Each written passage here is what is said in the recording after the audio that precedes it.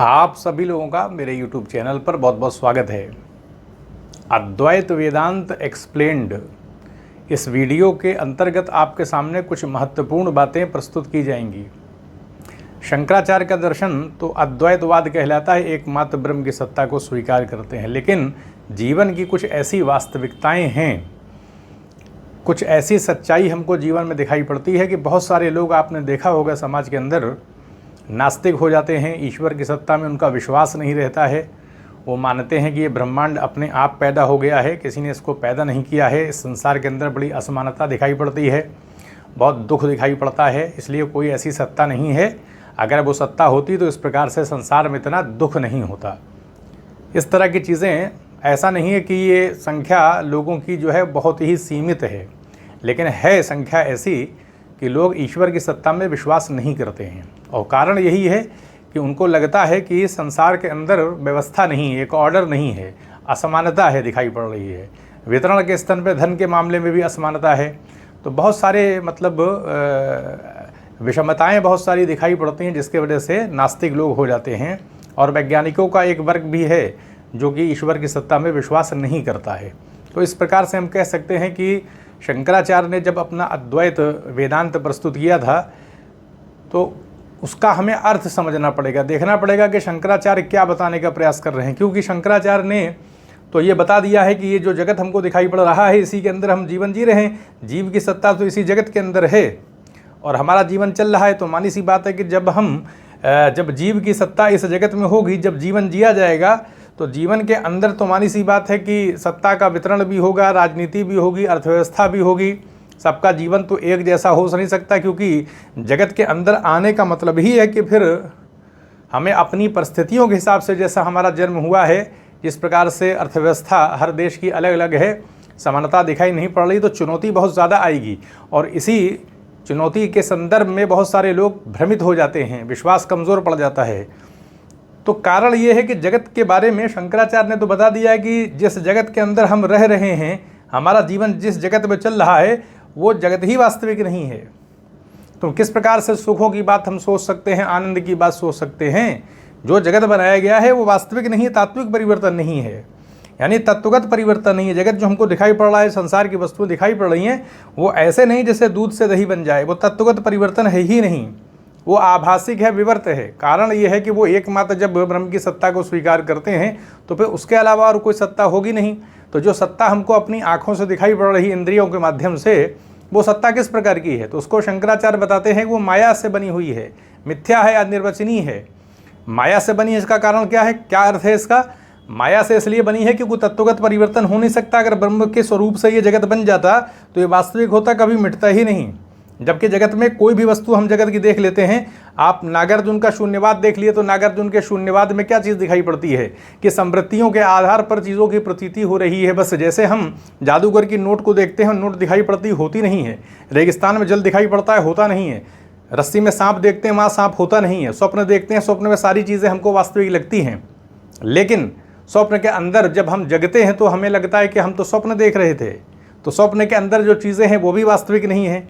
और प्राचीन काल के अंतर्गत बहुत से ऐसे ऋषि मुनि हुए हैं जो उन्होंने लिखा है अपनी पुस्तकों में कि ये संसार तो स्वप्न के तरीके से है। तो इस आधार पर आभासिक विवर्त शब्द का जो उपयोग किया गया है वो यही है कि जगत स्थिर नहीं है, ये हम जिस जगत में रह रहे हैं वो कंप्लीट नहीं है, पूर्ण नहीं है, तात्विक परिवर्तन ही नहीं है, तत्वगत परिवर्तन नहीं। तो इसमें कहाँ से संतुष्टि हमको मिल जाएगी, किस आधार पर हम आनंद सुख इस जगत के अंदर प्राप्त कर पाएंगे?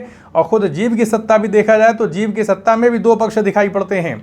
एक तो उसका चैतन्य युक्त स्वरूप है, जो उसके हृदय के अंदर जो आत्मा है, चेतना जो उसके शरीर को चला रही है, क्योंकि अंतःकरण में व्याप्त चैतन्य को जीव कहते हैं। अगर हम जीव की परिभाषा देखें, जिस हम आत्मा की बात करते हैं वो तो एक प्रकटीकरण है। जैसे चंद्रमा रहता है आकाश में और चंद्रमा का प्रतिबिंब अलग अलग तालाब के अंदर पड़ता है, तो अलग अलग प्रकार के चंद्रमा दिखाई पड़ते हैं, लेकिन चंद्रमा तो वहाँ एक है, अकेला। इस आधार पर चेतना एक है वही ब्रह्म की, उसी की चेतना अलग अलग शरीरों में अभिव्यक्त हो गई है, क्योंकि वो व्याप्त है ब्रह्मांड के अंदर। तो इस आधार पर कहा जा सकता है कि जीव का अपना स्वरूप भी एकल नहीं है, उसके अंदर भी भौतिक पक्ष है और जगत में खुद भी वो रह रहा है। जगत भी एक प्रकार से आभासिक विवर्त, तात्विक परिवर्तन नहीं, लेकिन जगत तो हमारे हिसाब से तो हमको वास्तविक लग रहा है, क्योंकि वास्तविक हमको इसलिए लग रहा है क्योंकि हमें इंद्रिय वैसा दिखा रही है, माया के माध्यम से आवरण और विक्षेप हो चुका है। अब जब रस्सी रहती है हम सांप देखते हैं तो हमको सांप ही लगता है, लेकिन वास्तविकता तो वहाँ पर कुछ और है, लेकिन हम उस वास्तविकता को देख कहाँ पा रहे हैं। तो इस आधार पर हमें तो जगत वास्तविक ही लगेगा, लेकिन शंकराचार्य तो बता रहे हैं जगत वास्तविक नहीं है, तत्वगत परिवर्तन नहीं है। जीव के अंदर उसका स्वरूप भी देखें तो दो प्रकार का है। एक तो उसका अपना भौतिक शरीर है, ठोस ढांचा जिसे हम कहते हैं, हड्डी और उसमें मांस है, और दूसरी बात उसके हृदय के अंदर वो शक्ति की का अभिव्यक्ति, उस शक्ति की अभिव्यक्ति हुई है जिससे वो शरीर चल रहा है व्यवहारिक रूप से ही। तो इस आधार पर हम कह सकते हैं कि जीव का अपना स्वरूप भी यहाँ पर शुद्ध नहीं है, और जो आत्मा है वो ब्रह्म से अलग नहीं है। अयम आत्मा ब्रह्म कहा गया है। तो इस आधार पर ब्रह्म के अलावा कोई सत्ता नहीं, तो हम जगत के अंदर जीवन जीते हुए कैसे सुख प्राप्त कर लेंगे। जीव जब अपने अंतःकरण में जो चैतन्य है उसको जान लेगा तब आनंद प्राप्त कर पाएगा। आनंद तभी मिलेगा संसार के अंदर, क्योंकि संसार के अंदर जो हमारा व्यवहार है, जो हमारा स्वरूप है, जो हमको इंद्रियां दी गई हैं, उसमें दोनों पक्ष दिखाई पड़ेंगे, अच्छाई बुराई दोनों रखी गई है। और ये जेनेटिक तौर पर हम देखें तो एक संस्कारित कोई चीज़ होती है, उसका संस्कार एक चलने लगता है। अगर हम कोई बुराई करते हैं, लगातार करते ही चले जाते हैं, तो फिर वो हमारे मन के अंदर वो बुराई बैठ जाती है, फिर लगातार हम वैसे ही उसी बुराई की तरफ बढ़ते हैं। जैसे हम नशा करते हैं तो उसका एक संस्कार बैठ जाता है, लगातार फिर हमको वही चीज़ चाहिए होती है। उसी प्रकार से हम कह सकते हैं कि वंशानुगत रूप से जब एक बुराई ट्रांसफ़र होती है तो होती ही चली जाती है, उसकी अभिव्यक्ति फिर हो जाती है, जेनेटिक स्ट्रक्चर में वैसा ही रूप बन जाता है, अच्छाई बुराई दोनों का समावेश रहता है। तो कहीं ना कहीं वही भाव हमें बुराई की तरफ ले जाने का प्रयास करते हैं, लेकिन हम चाहें संकल्प शक्ति के माध्यम से विवेक, बुद्धिमत्ता, ये सारी इंद्रियों में चीज़ें रखी गई हैं। हमें पता रहता है कि हम गलत काम करने जा रहे हैं, लेकिन फिर भी हम प्रवाह में बह जाते हैं। तो ये नियंत्रण करने का मामला सारा है। अगर हम नियंत्रण करेंगे, क्योंकि आत्म साक्षात्कार की प्रक्रिया भी पूरी तरीके से नियंत्रण ही पर तो है। श्रवण मनन निधिध्यासन आत्म साक्षात्कार की प्रक्रिया अगर देखा जाए वेदांत दर्शन के हिसाब से, तो जो आपको क्या कहते हैं, सदानंद योगींद्र अपनी पुस्तक वेदांत सार में यही तो लिखा हुआ है कि अधिकारी बनना पड़ेगा, उसके लिए अंतःकरण को शुद्ध करना पड़ेगा, यानी अपनी इंद्रियों को, मन इंद्रियों को रोकना पड़ेगा। यानी अधिकारी बनने के लिए साधन चतुष्टय से युक्त होना पड़ेगा। साधन चतुष्टय से युक्त होना पड़ेगा, इसका क्या मतलब है? यानी नित्य अनित्य वस्तु विवेक होना चाहिए हमारे अंदर। हम ये जान सकें कि वही एक ब्रह्म है, वही नित्य सत्ता है, बाकी चीज़ें अनित्य हैं। और यहाँ मुत्रात फल भोग विराग, यानी इस संसार के और पारलौकिक जो भोग हैं उससे हमें, उसके फलों के भोगने से रहित होना पड़ेगा। मन में कोई विचार ना है जब ब्रह्म को जानने जा रहे हैं हम, उसके अलावा कोई और रह नहीं सकता। अगर रहेगा तो फिर हम नहीं प्राप्त कर सकते। और तीसरी चीज़ आ जाती है कि हमारे अंदर शम दमादि साधन संपत्ति, यानी शम हो, दम हो, यानी अपनी इंद्रियों को रोकें, मन को रोकें और उस विषय की तरफ अपनी इंद्रियों को लगाएं, मन को लगाएं, जो कि श्रवण मनन निधिध्यासन की प्रक्रिया जिससे संपन्न हो सके। यानी वेदांत सार और बहुत सारे ग्रंथ हैं, गुरु हैं, उनकी समीपता।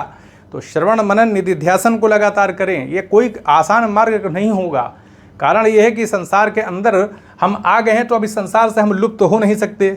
अपने जीवन को तो हम समाप्त नहीं कर सकते, तो हमको तो जीवन जीना पड़ेगा। और कष्टदायक स्थिति जगत के अंदर रहेगी ही रहेगी, इसलिए कि जगत में सुख दुख दोनों रखा गया है। कभी कभी किसी के ऊपर दुख ज़्यादा हावी हो जाएगा, कुछ लोगों को सुख मिलेगा, परिस्थितियों के आधार पर है।